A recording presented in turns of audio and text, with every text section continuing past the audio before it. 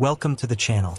Today, we're diving into a topic that's heavy, urgent, and honestly impossible to ignore. It's a story unfolding on the streets of Kensington Avenue in Philadelphia, a place some call the epicenter of America's opioid crisis. A place where homelessness isn't just a statistic. It's a human tragedy playing out in plain sight. If you've ever seen videos or heard stories about Kensington, you might think you know what's going on. But trust me, the reality in 2025 is even more shocking than you might expect. By the end of this video, I'm going to ask you to share your thoughts in the comments, because this isn't just a story to watch. It's a crisis we all need to talk about. So, stick with me, hit that subscribe button if you haven't already, and let's walk through what's happening on Kensington Avenue. Picture this. It's a chilly morning in January 2025, and you're walking down Kensington Avenue, right under the Market Frankford line, where the L train rumbles overhead. The air smells faintly of smoke and trash, and the sidewalks are lined with tents, tarps, and people huddled against the cold. Some are wrapped in blankets, others are pacing, their eyes distant, caught in the grip of addiction. This isn't a scene from a dystopian movie. It's real life for hundreds of people living on the streets of Kensington, a neighborhood in northeast Philly that's become synonymous with poverty, drug addiction, and homelessness. In 2024, Philadelphia counted 5,191 people experiencing homelessness across the city, a 10% jump from the year before. But here in Kensington, the numbers hit harder. Around 337 people were unsheltered in this neighborhood alone, up 23% from 2023. That's 1 out of every 3 homeless people in Philly, concentrated in this small pocket of the city. And those numbers, they're not just digits on a page. They're people like Sarah, a 41-year-old woman who's been on these streets for years, battling fentanyl addiction and sleeping in a tent on Kensington Avenue. Or Jason, a 35-year-old who's bounced between rehab and the streets, watching encampments get cleared only to see the same faces pop up a block away. These are real lives, and their stories are what we're here to unpack. Let's start with the data, because the numbers tell a story that's hard to ignore. Every January, Philadelphia's Office of Homeless Services does what's called a point-in-time count, a one-night snapshot of how many people are homeless, both in shelters and on the streets. In 2024, the city found 976 people unsheltered, meaning they're sleeping outside, in tents, under bridges, or in abandoned buildings. That's a 38% increase from 2023, when the number was 708. Kensington, especially around Kensington Avenue and the Allegheny and Somerset L stops, accounts for a huge chunk of that. Why? Because this area is ground zero for the city's open-air drug market, the largest on the East Coast, according to the Drug Enforcement Agency. Up to 75% of the unsheltered people here are struggling with substance use disorders, mostly opioids like fentanyl and xylazine, a tranquilizer that's tearing through the community, leaving people with wounds that won't heal. In 2025, the situation hasn't gotten better.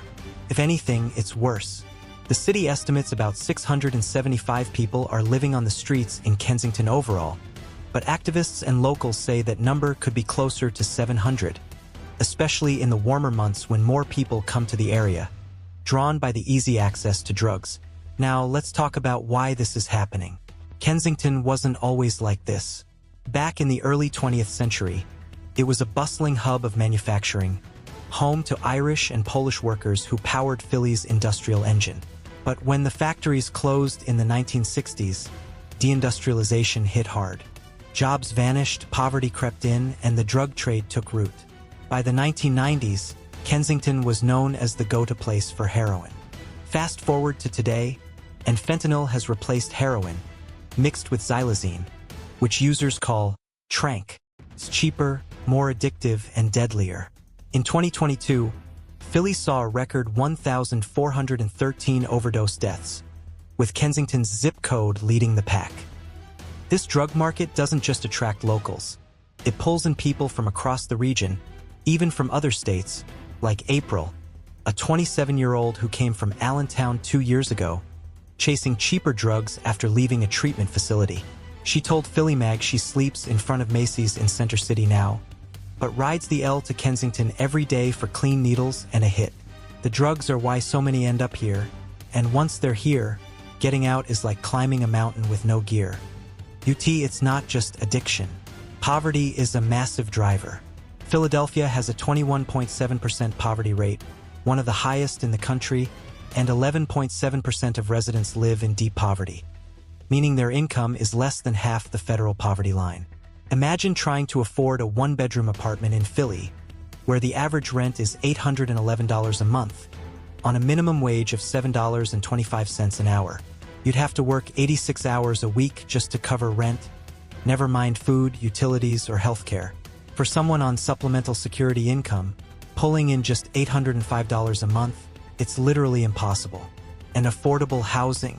There are only 38 units for every 100 extremely low-income households in Philly.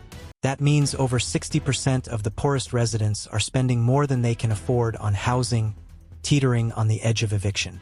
In 2024, the city reported that over 20% of homeless people had been evicted or displaced in the past 90 days.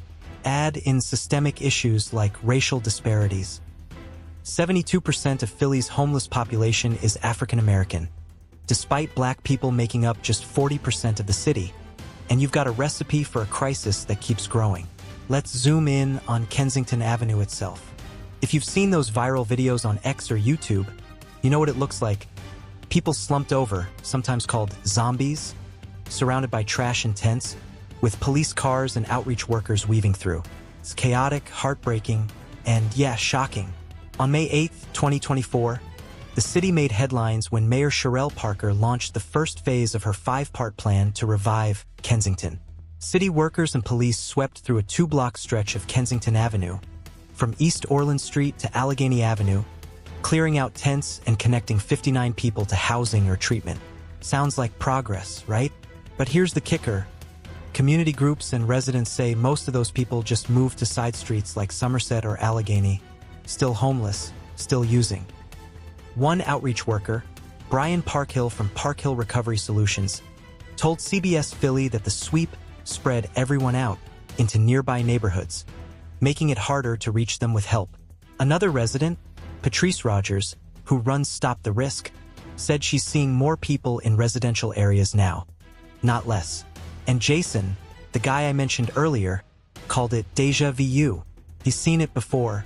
Encampments cleared, people shuffled around, no real change. That May 8th sweep wasn't a one-off.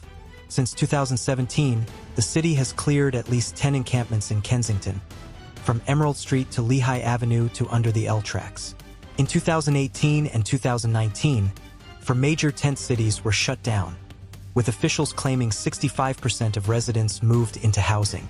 But the data's murky, and many, like Jason, say most people just relocated to another corner of Kensington. Why?